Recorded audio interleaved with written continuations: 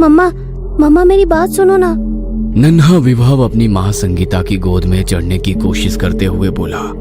संगीता ने उसे गोद में लेते हुए कहा, बस थोड़ी देर और रुक जाओ बेटा, मैं ये अंतिम खिलौना डिजाइन कर लूं, फिर तुमसे ढेर सारी बातें करूंगी। संगीता एक जानी मानी खिलौना निर्माता कंपनी की हेड डिजाइनर थी।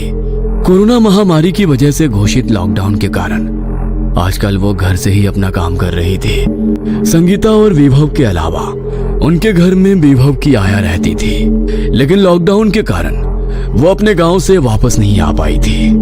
विवाह 6 वर्ष का बहुत ही प्यारा और बातूनी सा बच्चा था।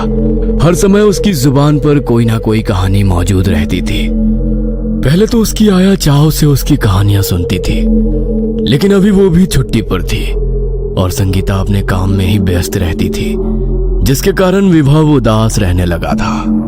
जैसे ही संगीता ने अपना कंप्यूटर बंद किया, मम्मा आप मेरे लिए एक बोलने वाली गुड़िया बना दो, फिर मैं आपको डिस्टर्ब नहीं करूंगा और उसी से अपनी सारी बातें किया करूंगा।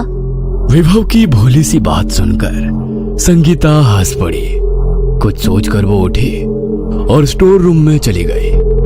पिछले ही सप्ताह संगीता के डिजाइन किए हुए कुछ खिलौने फैक्ट्री से जांच के लिए उसके पास आए थे, जो अचानक कोरोना की वजह से दफ्तर बंद हो जाने के कारण उसके घर पर ही रह गए थे। संगीता ने उन खिलौनों में से एक गुड़िया निकालकर विभव को खेलने के लिए दे दी।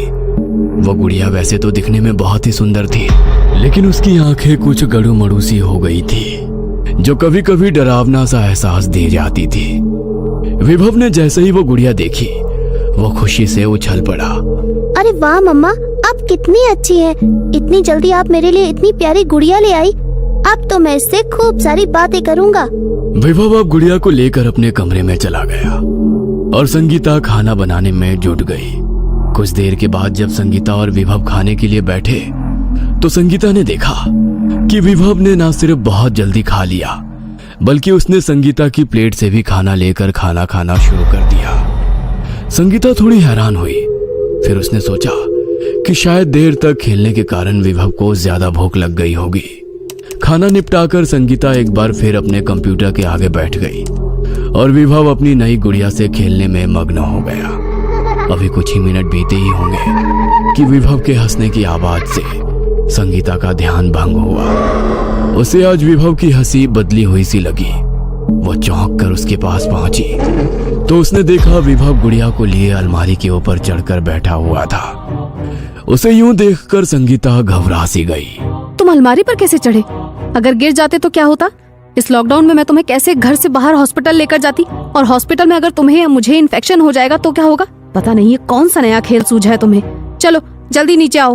ओफो मम्मा, कितना मजा तो आ रहा है। मेरी गुड़िया ने मुझसे कहा है कि हम यहाँ बैठकर खेलेंगे, इसीलिए मुझे इसकी बात माननी पड़ी और फिर उसका हाथ पकड़कर मैं आसानी से यहाँ ऊपर आ गया।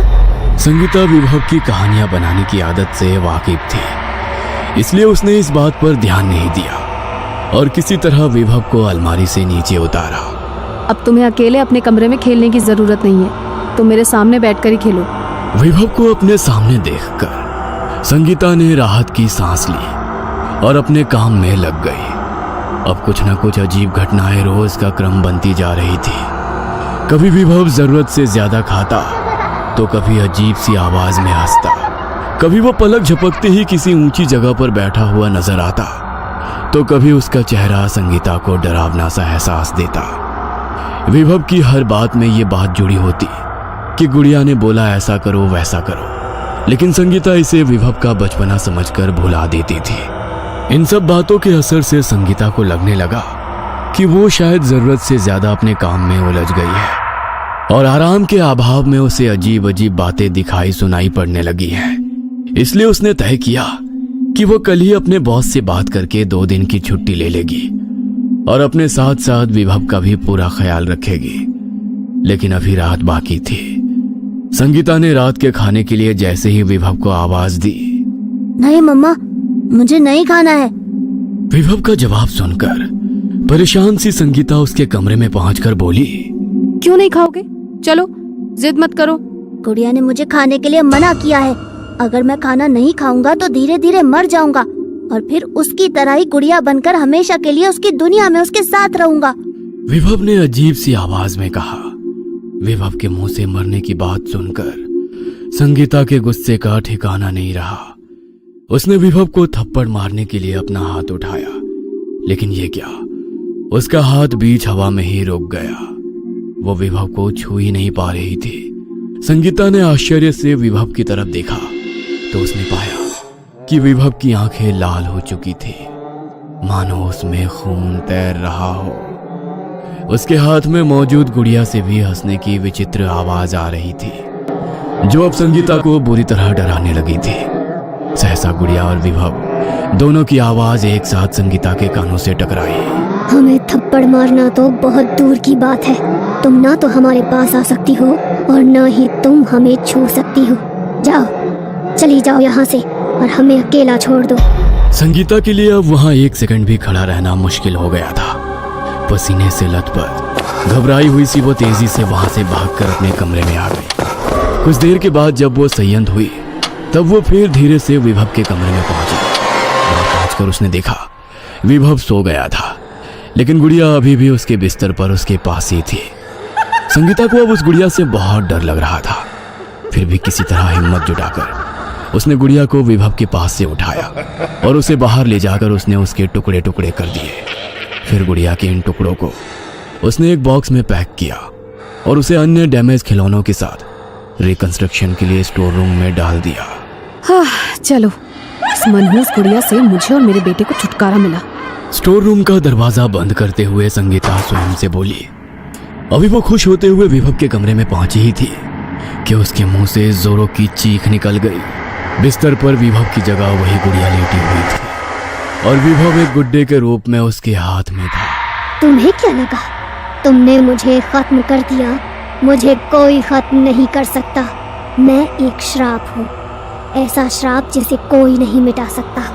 मुझे अपनी दुनिया में अपने जैसे कुछ साथी चाहिए थे। देखो, मैंने एक साथी ढूंढ लिया है। अब तुम्हारा विभव भी गुड्डा बन चुका है। देखो। गुड़िया ने गड़ुमड़ू होती हुई अपनी आंखों को नचाते हुए कहा।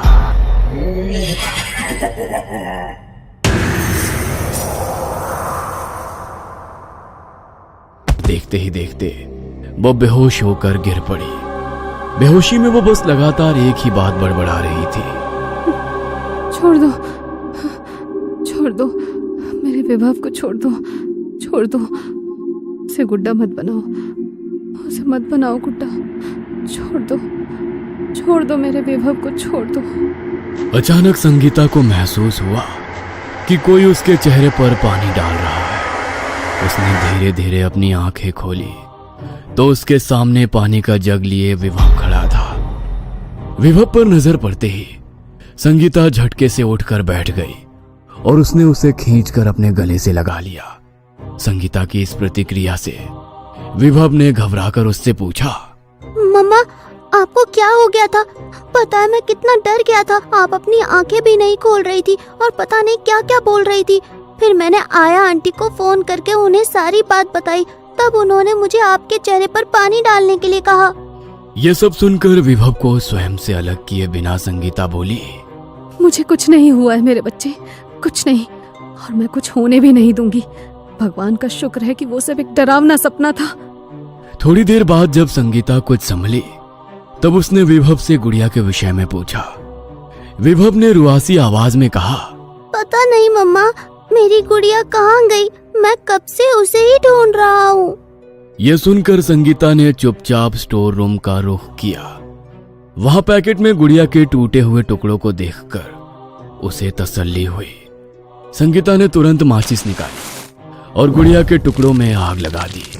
देखते ही देखते वो सारे टुकड़े धूं धूं करके जलने लगे। आग के बुझने के बाद जब संगीता विभव के कमरे में पहुंची तो वहां विभव की जगह पर वही गुड़िया बैठी थी और संगीता को देखकर मुस्कुरा रही थी। संगीता उसे बिस्तर पर देखकर हैरान हो गई। तभी गुड़िया के अंदर से आवाज आई, मैंने कहा था ना, मैं एक श्राप हूँ, श्राप जिसे कोई नहीं मिटा सकता है। यह सुनते ही संगीता के रोंगटे खड़े हो गए। संगीता भागते हुए जैसे ही स्टोर रूम में पहुंची उसकी चीख निकल गई। उसने गुड़िया समझकर विभव के टुकड़े करके उसे आग लगा दी थी। अक्सर पागल खाने में रोते हुए संगीता की आवाज सुनाई देती थी। मैंने विभव को नहीं मारा है। मैं तो श्रापित गुड़िया को मारा था। हाँ,